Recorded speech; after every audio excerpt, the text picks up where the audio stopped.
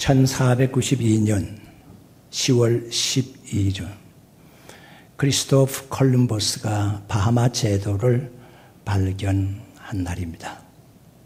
그 이후로 콜럼버스는 4차례에 걸쳐서 더 탐험 활동을 하게 됩니다. 그리하여 베네수엘라, 쿠바, 푸에르토리코 등의 나라를 발견하게 됐습니다.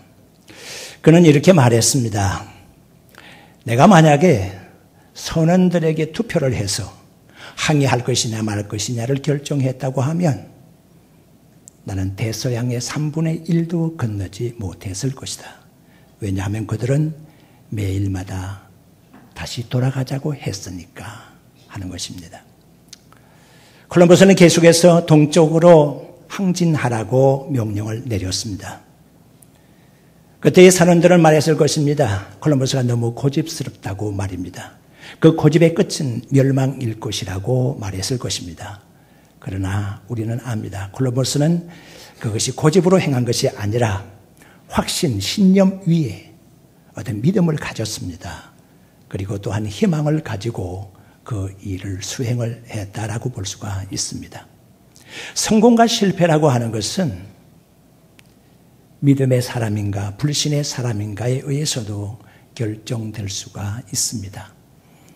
그리고 또한 성공 내지 승리라고 하는 것의 거창함을 우리가 얘기를 할 때는 먼저 자기의 만족을 돌아볼 수 있어야 합니다. 아무리 사람들이 객관적으로 성공했다 승리했다고 말하더라도 내 마음의 만족이 없으면 별로 큰 승리라고 말할 수가 없습니다. 큰 승리를 거두어 놓고서도 마음이 불편하고 불만스러움이 있다고 하면 그런 정말로 주관적으로 말해서 승리라고 말할 수는 없을 것입니다. 콜럼버스가 탐험을 다 마친 1502년도에 스페인의 페르디난도 왕의 왕비 이사벨라 앞으로 보낸 서신 속에서 그는 이렇게 밝히고 있습니다. 내가 신대륙을 발견할 수 있었던 것은 나의 수학적인 재능이나 항해 기술 덕이 아니라 하나님을 향한 나의 믿음과 신념, 희망 때문이었다고 밝히고 있습니다. 그가 바하마 제도를 발견하게 되었던 1492년 10월 12일 날 하루 전날에 배 위에서는 선상 큰 폭동이 일어났습니다. 망망대해에서 폭동이 일어났다고 하는 것은 죽은 것이나 다를 바가 없는 행위라고 볼 수가 있는 것이죠. 간신히 그 폭동을 진압을 했습니다. 그리고 동쪽에 해가 밝아오고 있었는데 뿌연 안개가 차츰차츰 걷히면서 그들 앞에 육지가 드러나기 시작했습니다. 참으로 인내하는 자에게 주어지는 희망을 가지고 있는 자에게 주어지는 승리였다고 생각할 수가 있습니다. 이렇게 크리스토프 콜럼버스가 많은 나라들을 발견을 했고 신대륙을 발견하게 되었거니와 그의 이름이 우리에게 주는 교훈이 있습니다. 크리스토프라고 하는 이름, 첫 이름의 글자는 그리스도를 업은 자라고 하는 뜻입니다. 그리고 콜럼버스라는 이름의 뜻은 식민지라는 뜻이죠. 이 말을 전체적으로 해석을 하게 되면 예수 그리스도를 업은 자는, 예수 그리스도를 앞세우는 자, 예수 그리스도를 최고로 여기는 자는 예수님에게 점령당한 자라고 하는 것이죠. 예수님에게 점령당한 자는 자기 고집을 주장하지 않습니다. 자기를 위해서 일하지 않습니다. 자기는 이미 죽었기 때문입니다. 예수 그리스도를 앞세우고 자랑하며 살아가게 되죠. 예수 그리스도를 업은 자는 부득이 세상으로부터는 박해를 받기 마련이고 그리고 또한 오해를 받기 쉽습니다. 그런 점에서 바울 사도 역시 마찬가지였습니다. 바울 사도 역시 예수님을 짊어지고 다니는 사람이었습니다. 가는 곳마다 예수 그리스도의 복음을 전했습니다. 그리고 하늘나라의 확장을 위해서 노력했습니다. 자기 자신 일신상의 영달을 위해서 일한 것은 하나도 없습니다. 자기 자신의 편안함을 구가한 것은 하나도 없습니다. 하나님 나라 확장을 위해서 예수님의 이름의 복음 전도를 위해서 헌신했습니다. 그렇기 때문에 미움을 받는 것은 당연한 일이죠. 누구로부터? 악한 자들로부터, 복음을 원수시하는 자들로부터, 그리고 악한 마귀 사탄의 세력으로부터 미움을 받고 박해를 받는 것은 옳은 일이라고 생각이 됩니다. 그런데 이해하기 어려운 것이 있습니다.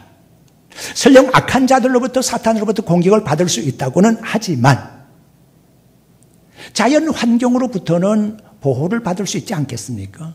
하나님께서 그렇게 하실 수 있지 않겠습니까? 악한 자들은 그들의 본업이 그런 거니까 라고 생각할 수 있지만 자연 환경은 하나님의 주관 하에 있으니까 자연 환경은 사도 바울에게 우호적이고 도움이 될 수 있도록 그렇게 하실 수 있지 않겠습니까? 그리고 일반인들도 그렇겠죠. 율법에 종사하는 자들이야 복음을 전하는 자들을 원수시할 수는 있겠지만 그것과는 전혀 관계가 없는 일반인들은 바울 사도를 그렇게 미워할 필요까지는 없지 않았겠습니까?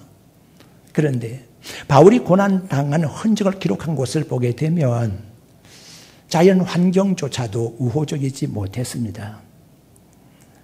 그러니까 몇 날을 해도 달도 별도 볼 수 없는 바다의 풍랑의 어려움을 당했다라고 그는 기록하고 있습니다. 그리고 동시에 강물의 위험도 받았고 광야의 위험도 받았다고 했습니다. 그리고 누구의 호주머니든지 털려고 하는 강도의 위험도 있었다고 말했습니다. 실로 이런 것들로부터는 어려움을 하나님께서는 피하게 하실 수도 있었을 텐데 라는 생각을 하게 됩니다. 여하튼 복음을 전하는 자, 예수 그리스도를 업고 다니는 자들은 세상으로부터는 미움을 받게 마련이고 박해를 당하게 마련입니다. 그렇게 생각하면 바울 사도는 낙심할 일이 많이 있었을 것입니다.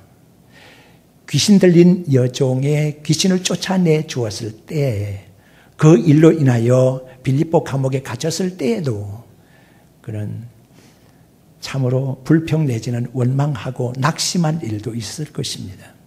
그렇지만 바울 사도는 낙심하지 않는다고 했습니다. 그 이유가 무엇일까요? 오늘 이 본문의 말씀에 좀 길기는 했습니다만 우리 한 장의 말씀을 다 읽었습니다. 1절과 8절과 16절에 보면 낙심하지 않는다는 구절이 기록이 되어 있습니다. 그리고 각 구절은 낙심하지 않을 이유를 밝혀주고 있습니다.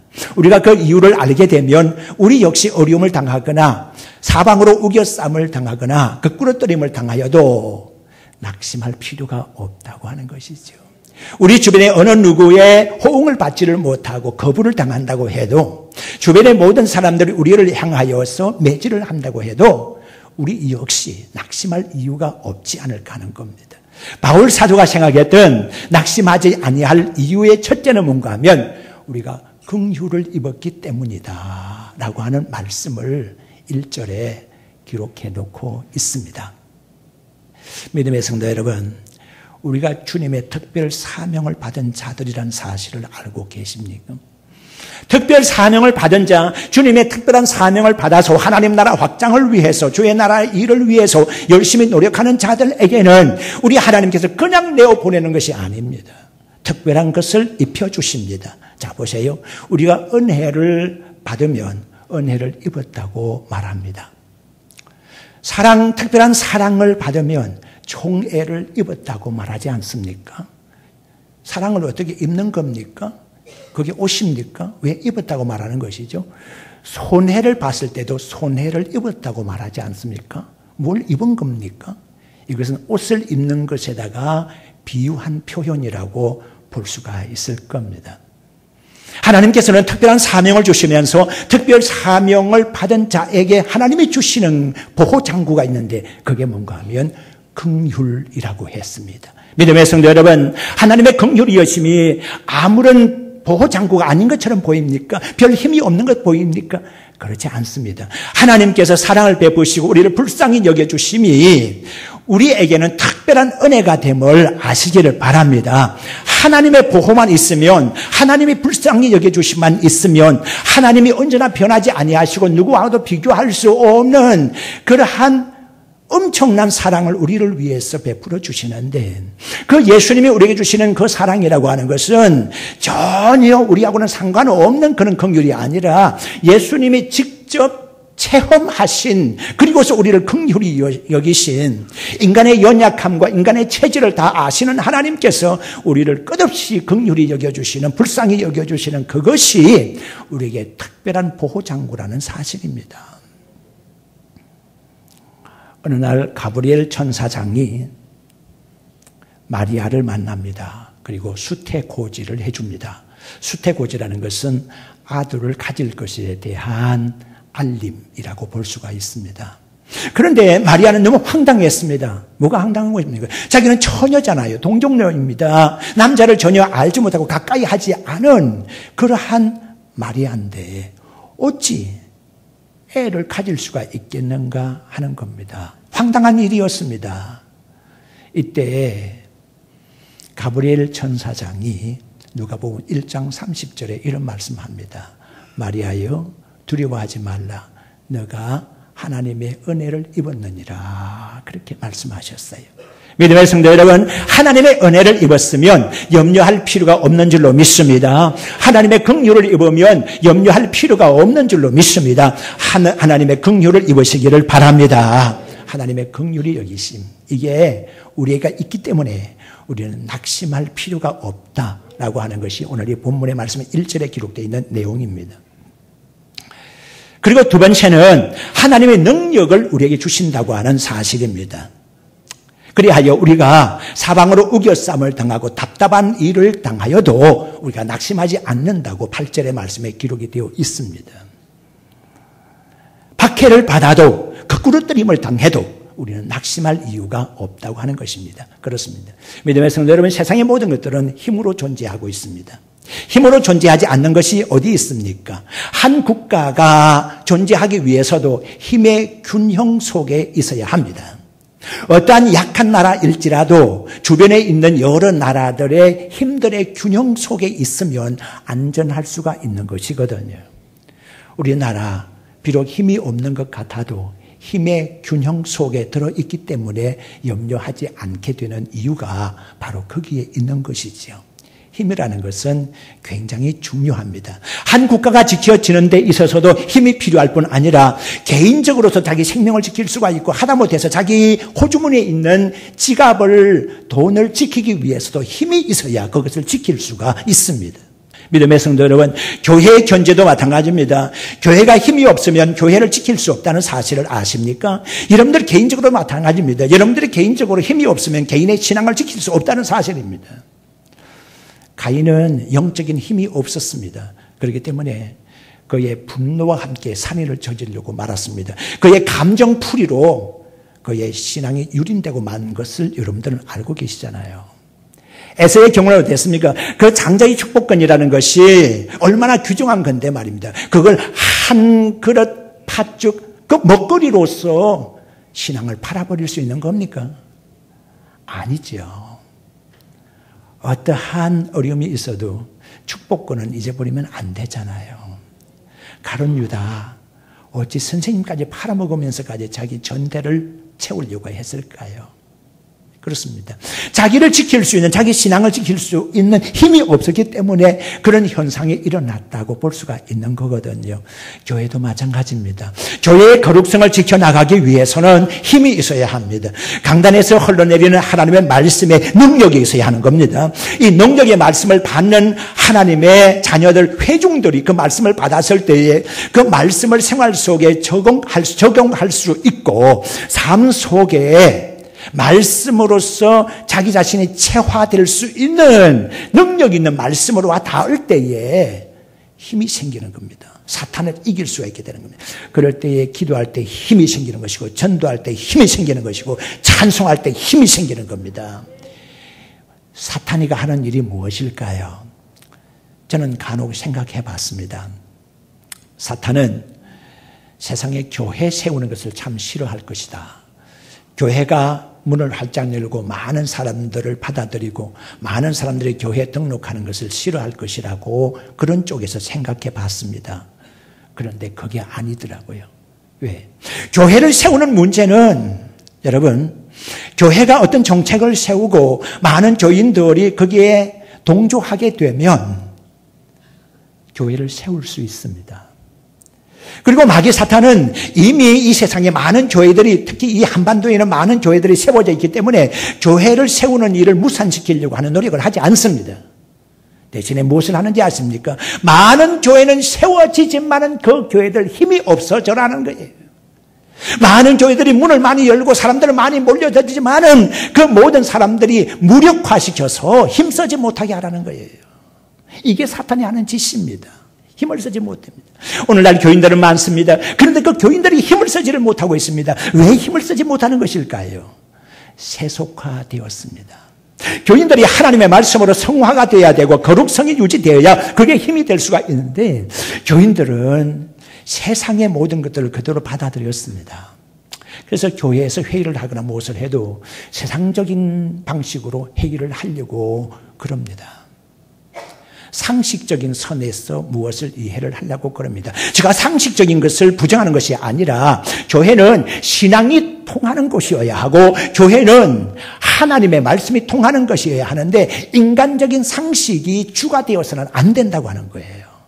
그런데 이런 것들이 주가 됨으로써 교회가 힘을 쓰지 못하게 되었다는 사실을 우리는 일견 인정을 해야 합니다. 그뿐입니까? 사탄은 이단의 세력을 교회로 침투시켰습니다. 그리하여서 교회를 무력화시켜버리고 말았습니다. 이단의 세력은 가족 간에도 해체를 시켜버리고 마는 것이죠.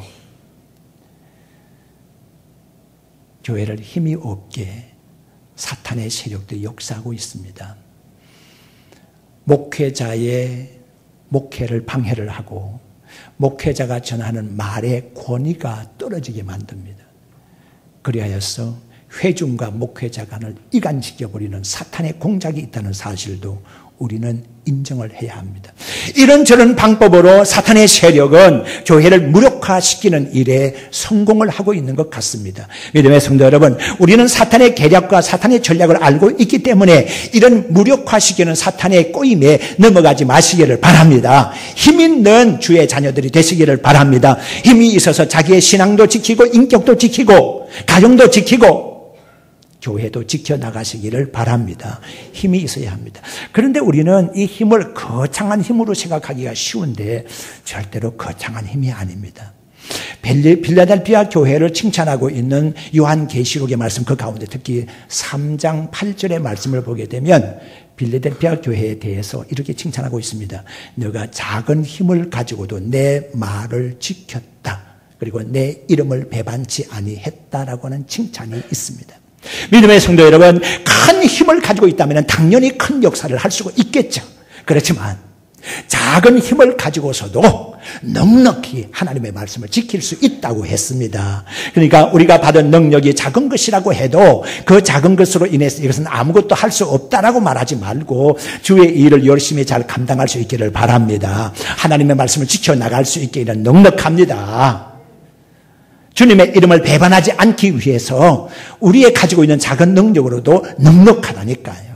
바울 사도는 자기 자신이 질그릇 같은 존재라고 설명하고 있습니다.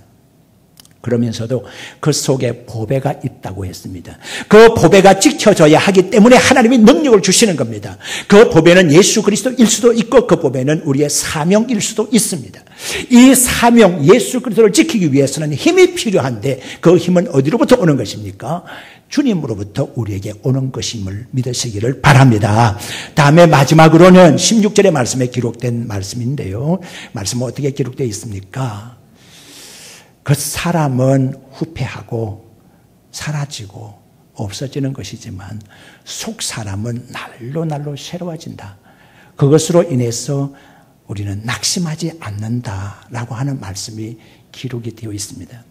믿음의 성도 여러분, 우리의 겉모습 중요하죠. 다른 사람과 구별되는 모습이기도 하고요.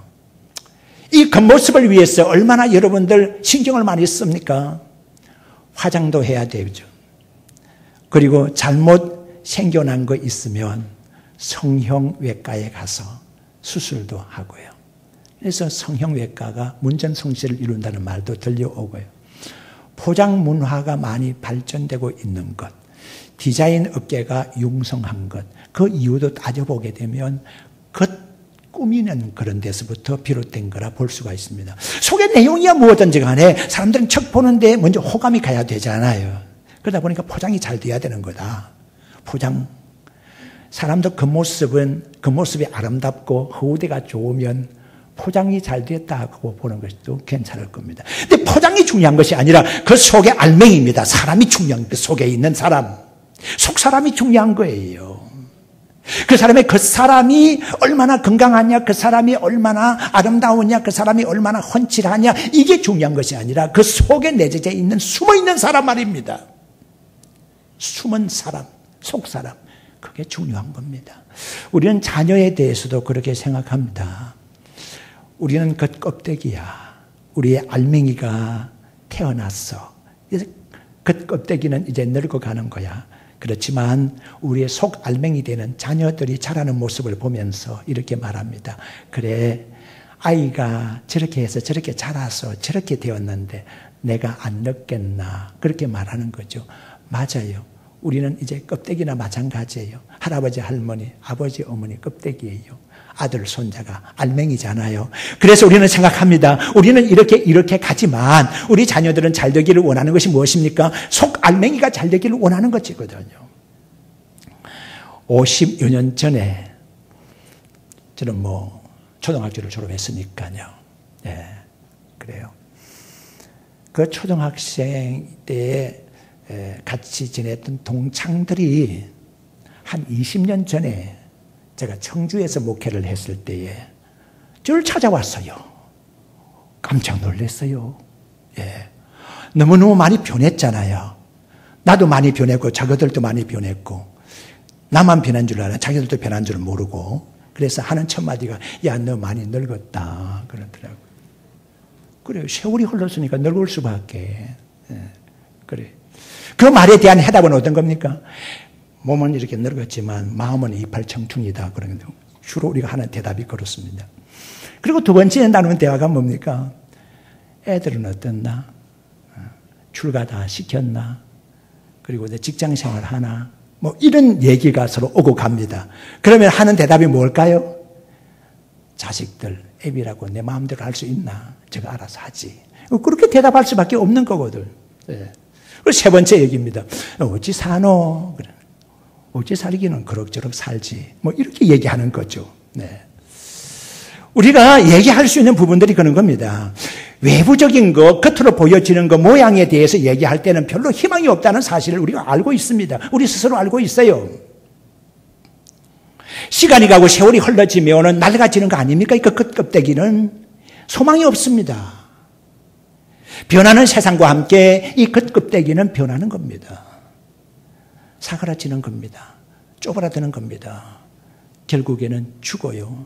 그리고 결국에는 썩어서 없어져 버리고 분해가 되어버리는 겁니다. 이 겉껍데기입니다. 이 겉껍데기에 대해서 굉장한 애착을 가지고 있는 사람들은요, 죽음으로써 모든 것이 끝나버리지 않습니까? 그런데 우리는 어떻습니까? 보이지 아니하는 속 사람은 날마다 하늘나라 가까워져 가는 것이거든요. 날마다 새로워지는 것이거든요. 그러니까 그 사람은 후패하지만은 속 사람이 새로워지는 것이니까 이것으로 인해서 낙심하지 않는다는 얘기입니다. 이것으로 인해서 오히려 희망이 있다는 얘기입니다. 믿음의 성도 여러분, 이것으로 희망가를 부르시기를 바랍니다. 낙심할 일이 없잖아요. 하나님이 우리에게 긍휼을 베풀어 주시고 하나님이 우리에게 능력을 주신다고 했는데요. 하나님께서 우리의 속 사람을 날마다 새롭게 해서 주님의 형상과 함께 그 아름다운 모습으로 변하게 해주셔서 하나님 나라의 주인공이 되게 해주신다는데 걱정할 필요가 어디 있고 낙심할 필요가 어디 있습니까? 늘 하나님 찬송하며 기쁘게 사시기를 주의 이름으로 축원합니다.